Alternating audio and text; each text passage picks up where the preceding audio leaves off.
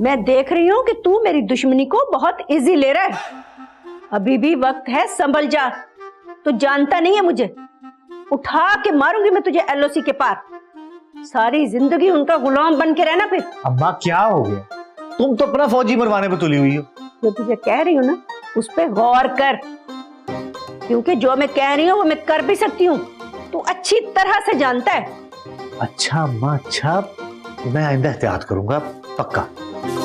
अच्छा चल पकड़, ये ले, कोई और ड्रामा लगा। इनके पास तो सास बहू की साजिशों के अलावा और कोई कहानी नहीं है। ये रिमोट पकड़े पकड़े पकड़े।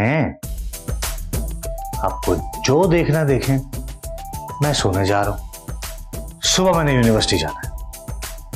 लगा दिखाऊं?